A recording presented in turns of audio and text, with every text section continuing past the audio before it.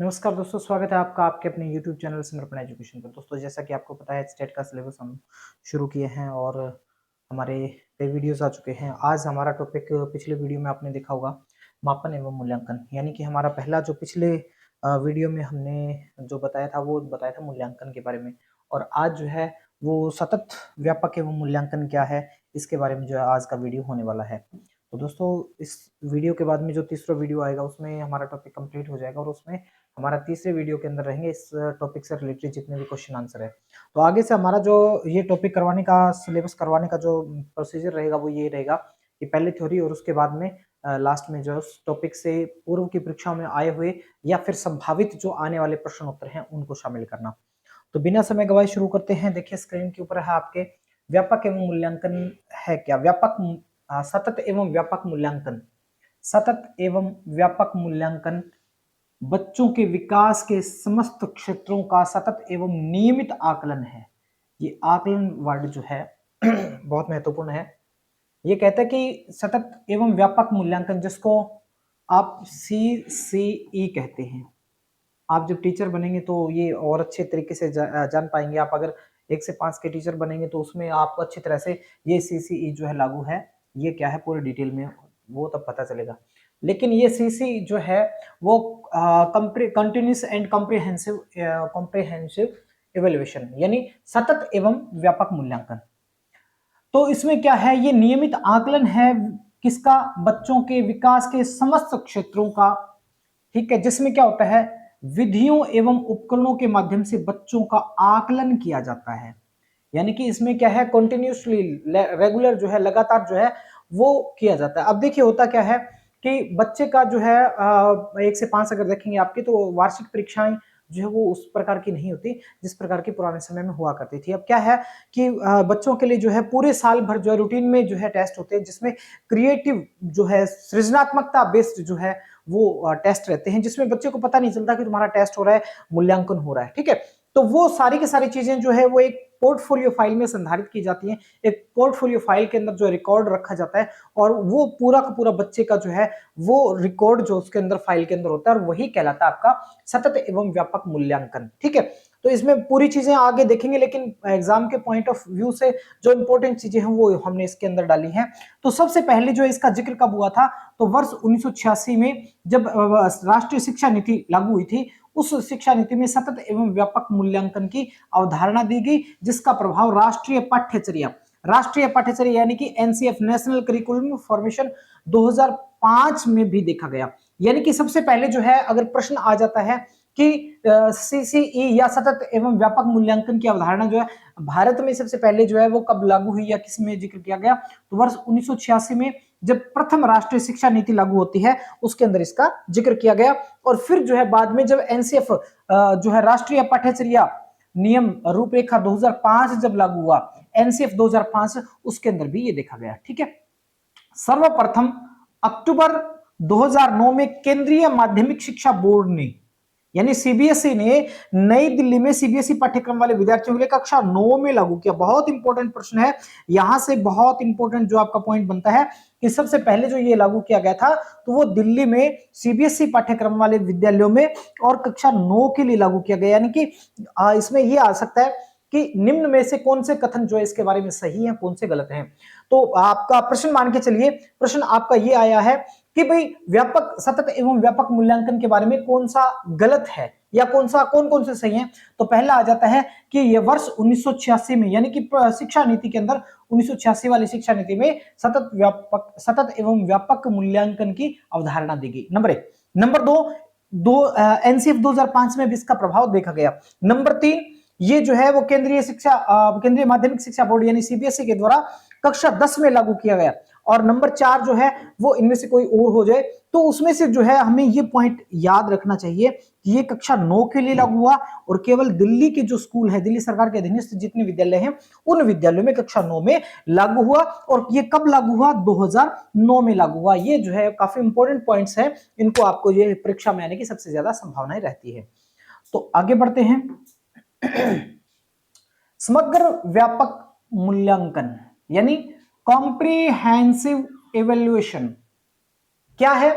इसका आशय विद्यार्थी के समग्र प्रकार से किए गए मूल्यांकन से। समग्र प्रकार से उसमें शारीरिक है, मानसिक है, सामाजिक है, सभी प्रकार के मूल्यांकन जो इसमें आ जाते हैं। इसमें छात्र की समस्त प्रकार की उपलब्धियों एवं कमियों का ज्ञान शिक्षक को हो जाता है। देखिए, केवल उपलब्धियों का ज्ञान नहीं होता, बल्कि विद्यार्थी जो है उसकी कमियां क्या है, उसका किस फील्ड में कमियां है, किस प्रकार की समस्याएं उसके सामने आ रही है, उन सब का अध्ययन जो इसमें आ जाता है, उन सब का ज्ञान जो है शिक्षक को सीसीई के माध्यम से हो जाता है, क्योंकि ये पूरे साल चलता रहता है, स्टेप टू स्टेप। समग्र मूल्यांकन के अंतर्गत छात्र के बौद्धिक, संवेगात्मक, व्यवहार कुशलता और उसके व्यक्तिगत जीवन, पारिवारिक जीवन, सामाजिक विकास में उसकी दक्षताओं का पता लगाया जा सकता है। यानी कि विद्यार्थी के हर एक फील्ड से संबंधित जो है वो उसकी दक्षताओं का, उसमें अभिक्षमताएं क्या है, अभिरुचियां क्या है, उन सब का पता जो है वो इसके द्वारा, इसके माध्यम से लगाया जा सकता है। यानी कि भले ही बच्चे का बौद्धिक विकास हो, भले ही बच्चे का संवेगात्मक विकास हो, भले व्यवहार कुशलता की बात हो, या फिर उसके व्यक्तिगत जीवन की बात हो, उसके पारिवारिक जीवन की बात हो, या उसके सामाजिक विकास की बात हो, कोई भी क्षेत्र ले आप, उन सभी क्षेत्रों का ज्ञान जो है वो इसके माध्यम से, यानी सीसीई सतत एवं व्यापक मूल्यांकन के माध्यम से हो जाता है। अगला देखिए, सतत मूल्यांकन। देखिए, पिछले में अगर हम देखें तो ये था समग्र यानी व्यापक जो है वो, और अब जो आपका सतत यानी कि कॉन्टिन्यूस एवोल्यूशन, इससे आज से ऐसा मूल्यांकन जो शिक्षण कार्य के दौरान, ना कि बाद में, बल्कि शिक्षण कार्यक्रम के दौरान जो है समय समय पर लगातार चलता रहता है, कंटिन्यूसली चलता रहता है। वो कभी तो वो मौखिक परीक्षा के रूप में हो सकता है, कभी लिखित के रूप में हो सकता है, कभी प्रोजेक्ट विधि यानी क्रिएटिव, बच्चे को हमने अगर कोई ड्राइंग बनाने के लिए दी है तो वो भी एक प्रकार का इवोल्यूशन हो सकता है। यानी कि ये कंटिन्यूस चलता रहता है। सतत मूल्यांकन के तहत समय समय पर परीक्षाएं आयोजित करके, यानी ये किस प्रकार लिया जा सकता है, तो समय समय पर परीक्षाएं आयोजित करके, मॉडल बना करके, चार्ट व तस्वीरें बनाकर, शैक्षणिक भ्रमण के द्वारा, अंत्याक्षरी के द्वारा, वाद विवाद के द्वारा, और इस प्रकार की जो प्रतियोगिताएं हैं वो करवाकर निरंतर विद्यार्थियों का मूल्यांकन चलता रहता है। यानी कि ये जो है, अगर हम बच्चे को एक चित्र बनाने के लिए कहते हैं तो हम उसके जो उसका अचेतन मन है उसका अध्ययन करने का प्रयास करें कि उसके बच्चे के बारे में, उसके दिमाग में क्या चल रहा है। अगर हमने उसको एक प्राकृतिक सुंदरता के ऊपर एक चित्र बनाने के लिए दिया तो वो प्राकृतिक सुंदरता में अपने माइंड में उसके किस प्रकार की जो है वो चित्र बनता है वो उसमें उकेरने का प्रयास करेगा। तो ये सारी चीजें जो है वो उसके जो रुचियां हैं उनको प्रदर्शित करेगा, उनकी जो गॉड गिफ्टेड पावर है उसका जो है वो प्रयास करेगा बाहर निकालने का। तो इस प्रकार से उसका जो है कहीं ना कहीं प्रत्यक्ष अप्रत्यक्ष रूप से मूल्यांकन होता रहता है। अगला है सतत एवं समग्र मूल्यांकन प्रणाली के उद्देश्य। सतत एवं व्यापक मूल्यांकन जो है उसके उद्देश्य क्या है, तो सबसे मेन जो इसका उद्देश्य है वो रटंत प्रवृत्ति को कम करना, जो रटने की प्रवृत्ति है उसको कम करना। क्योंकि ये जो सीसीई होता है इसके अंदर क्या है, एक तो परीक्षा जो है वो परीक्षा की तरह नहीं होती, यानी कि डायरेक्ट परीक्षा इसमें नहीं होती। इसमें जो है बच्चे को ये नहीं पता चलता कि मतलब उसके अंदर पूरे साल का जो परीक्षा के साल के अंत में जो परीक्षा होती है उसका वजन जो है वो विद्यार्थी के सिर पर नहीं होता, बल्कि क्या है उसको पता ही नहीं चलता कि तुम्हारा टेस्ट चल रहा है। हमने एक बच्चे को एक चित्र बनाने के लिए कहा तो ये उसके इवोल्यूशन में शामिल है ना। हमने कुछ और चीज, कुछ खेल जो है वो करने का, हमने विद्यार्थी को एक कविता सुनाने के लिए कहा तो वो भी इस चीज में शामिल है। यानी कि ये जो है एक तो रटने की प्रवृत्ति को जो है रोकना जो है इसका सबसे महत्वपूर्ण उद्देश्य है। यानी कि बच्चे जो उसकी क्रिएटिविटी को बाहर निकालना, उसके जो सृजनात्मकता है उसको बाहर निकालना इस मूल्यांकन का सबसे प्रमुख उद्देश्य है, जिसमें रटंत प्रवृत्ति का बिल्कुल जो है वो मना किया कि रटंत प्रवृत्ति को रोकना इसका मुख्य टारगेट है। छात्रों में पाठ्य पुस्तक के संबंध में अधिक सूझ एवं समझ विकसित करना। यूं कह सकते हैं कि जो कोई भी टॉपिक है, अगर हम गणित सिखा रहे हैं, अगर उसमें जोड़ घटा गुणा भाग सिखा रहे हैं तो उनका बेसिक क्या है, वो बेसिक यानी कि जो उसकी समझ है, उसकी समझ और उसकी जो सूझ है, सूझ को विकसित करना क्या है इसका, सूझ को प्रोत्साहित करना, सूझ विकसित करने को क्या है, प्रोत्साहन देना क्या है, इस विधि का एक उद्देश्य है। छात्रों में परीक्षा संबंधित तनाव को दूर करना, क्योंकि ज्यादातर क्या होता है कि नॉर्मल अगर देखें तो वर्ष के अंत में परीक्षा, तो उसका दबाव जो होता है बच्चे के ऊपर, उस दबाव को कम करना भी इसका एक उद्देश्य है। बालकों के व्यक्तित्व एवं शैक्षणिक उपलब्धि तथा समय के आधार पर गुणात्मक मूल्यांकन को आधार प्रदान कर क्रियान्वित करना। गुणात्मक मूल्यांकन को यानी कि बालकों के व्यक्तित्व और शैक्षिक उपलब्धि क्या है, उनकी समझ क्या है, उसके आधार पर जो है उनको गुणात्मक मूल्यांकन के आधार पर आधार प्रदान करके उसको क्रियान्वित करना। और 5 बिंदु यानी कि 5 स्टार जो है 5 बिंदु वाली जो हम कहते हैं 5 स्टार एक्टिविटी जो होती है, 5 स्टार ग्रेडिंग व्यवस्था है ना, 5 स्टार ग्रेडिंग जो है वो ग्रेडिंग देने का इसमें प्रावधान है। यानी कि बच्चे को जो है आप नंबर नहीं देंगे, आप उसमें ग्रेडिंग देंगे, किस ग्रेड का है, 5 ग्रेड है वो, ठीक है। अब यहां से भी प्रश्न उठ सकता है कि जो है सीसीई के तहत या सतत एवं व्यापक मूल्यांकन, सतत एवं समग्र मूल्यांकन के तहत जो है ग्रेडिंग प्रणाली कितने स्टार दिए जाते हैं, कितने बिंदु दिए जाते हैं, तो 5 दिए जाते हैं। अगला देखिए, सतत एवं व्यापक मूल्यांकन के सिद्धांत क्या है, किस सिद्धांत पर काम करता है। सतत एवं व्यापक मूल्यांकन तथा सीखने की प्रक्रिया के साथ साथ चलती है। इसमें क्या होता है, मूल्यांकन की प्रक्रिया और सीखने की प्रक्रिया साथ साथ चलती रहती है। क्या होता है, मूल्यांकन प्रक्रिया और सीखने की प्रक्रिया होना क्या चाहिए, एक दूसरे का पूरक होना चाहिए। यानी कि आपने सीखा तो फिर उसका मूल्यांकन होना चाहिए कि आपने कितना सीखा, क्या सीखा, ठीक है।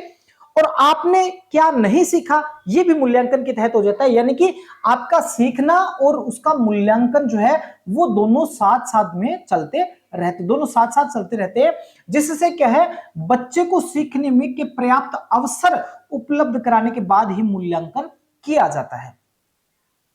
सतत एवं व्यापक मूल्यांकन, क्या हुआ भाई इसको, चलिए थोड़ा सा कोई फॉल्ट आया है लाइट की वजह से, जिसमें बीच में लाइट चली गई है, तो मैं इसको अलग से वीडियो में जो है वो करवाने का प्रयास करूंगा। पता नहीं क्यों ये लाइट जो है बीच में क्या दिक्कत हो गई, इसमें कोई फॉल्ट हुआ है या पता नहीं क्या हुआ है। चलिए थोड़ा सा बात कर रहे थे हम सतत एवं व्यापक मूल्यांकन की, तो हो सकता है इसमें तब तक स्टार्ट हो जाए, तो कंटिन्यूसली करेंगे। तो क्या है कि इसमें ये पूरे साल भर जो चलता रहता है, इसमें ये नहीं कि एक वर्ष में एक बार जो है काम होगा, एक बार परीक्षा होगी, ऐसा नहीं होता। और इसके जो मुख्य है रटने की जो प्रक्रिया है, उस रटने की प्रक्रिया को जो है वो समाप्त करना, रटने की जो प्रणाली है, रटने की जो परंपरा है उसको बिल्कुल समाप्त करके क्रिएटिविटी, सृजनात्मकता जो है उसको क्या है, हमने सृजनात्मकता को बढ़ावा देना इसका मुख्य उद्देश्य है।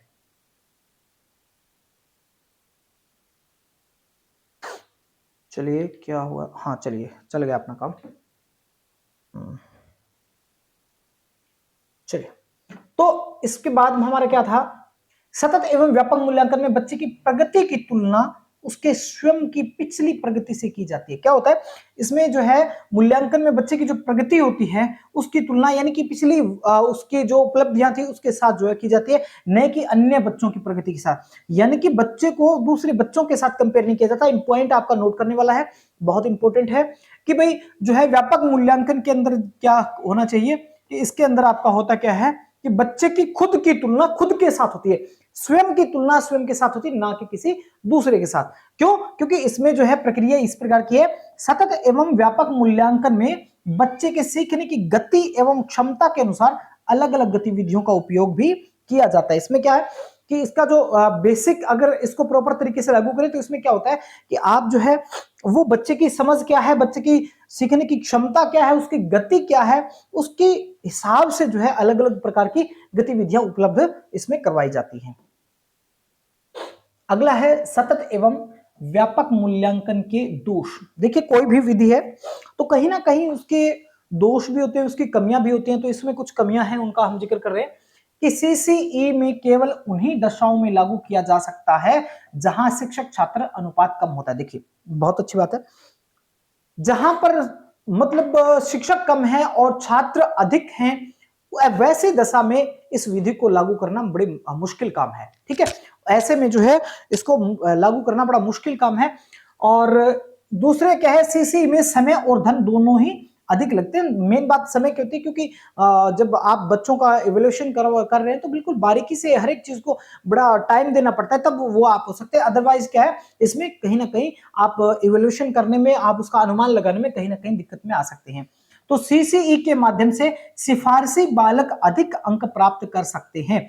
ये भी बड़ी प्रॉब्लम रहती है, क्योंकि इसके ऊपर जो सिखाने वाला जो है ट्यूटर है उसी के हाथ में ये होता है उसको करना है। यानी कि जो है शिक्षकों में अगर पूरे उस किसी के प्रति पक्षपात की भावना है, जैसा कि होना नहीं चाहिए, लेकिन अगर कोई पूर्वाग्रह से ग्रसित है, इस प्रकार की अगर बातें हैं, तो फिर जो है उसमें जो सिफारिशी बालक हैं या फिर इस प्रकार से जो बालक है उसमें रिजल्ट में भिन्नता आ सकती है। तो इस प्रकार ये इसका दोष भी है। सीसीई में शिक्षकों को पक्षपात करने के पूरे अवसर प्राप्त होते हैं और सीसीई प्रणाली भाई भतीजावाद से भी प्रभावित रहती है। तो ये सारी की सारी चीजें जो है वो सीसीई यानी कि आपके सतत एवं व्यापक मूल्यांकन के दोष हैं। एक बार फिर से जो है थोड़ा सा बैक चलते हैं और फिर से जो है थोड़ा सा इसका रिवीजन कर लेते हैं और अगली वीडियो जो होगी उसमें जो है इसके क्वेश्चन आंसर लगाने का प्रयास करेंगे। लगाने का प्रयास क्या करेंगे, लगाएंगे। तो ये देखिए आप विधियों एवं उपकरणों के माध्यम से आकलन किया जाता है। ये सबसे पहले 1986 में जो इसका जिक्र किया गया, ठीक है, किसमें, जो राष्ट्रीय शिक्षा नीति थी उसमें, और जो है इसका प्रभाव एनसीएफ 2005 में भी है। सबसे पहले अक्टूबर 2009 में दिल्ली के जो सीबीएसई बोर्ड के जो स्कूल हैं उसमें कक्षा 9 में इसको लागू किया गया था, ठीक है। और इसके जो है कौन कौन से पक्ष है, तो ये बच्चे के हर एक पक्ष को जो है वो कवर करता है, जैसे बौद्धिक विकास है, संवेगात्मक विकास है, व्यवहार कुशलता है, व्यक्तिगत जीवन, पारिवारिक जीवन, इन सभी का जो है वो ये प्रभावित करता है। उन सभी का जो है रिकॉर्ड इसके अंदर होता है। तो उम्मीद करते हैं ये सारी चीजें आपको पसंद आ रही होंगी। तो चैनल को सब्सक्राइब और वीडियो को लाइक करके शेयर करना मत भूलिएगा। और किसी भी प्रकार के अगर आपके कमेंट क्वेश्चन है वो आप कमेंट के माध्यम से डाल सकते हैं। और हमने जो है वो एक तरीके से सिस्टमैटिक ढंग से ये करवाने का प्रयास किया। 2 वीडियो हो चुके हैं, अगले वीडियो में इसके पूरे जो क्वेश्चन आंसर है उनका टेस्ट लगाएंगे। तो आप जरूर वो टेस्ट जरूर लगाएं ताकि आपको भी पता चले कि आपने कितना आपने सीखा है। धन्यवाद।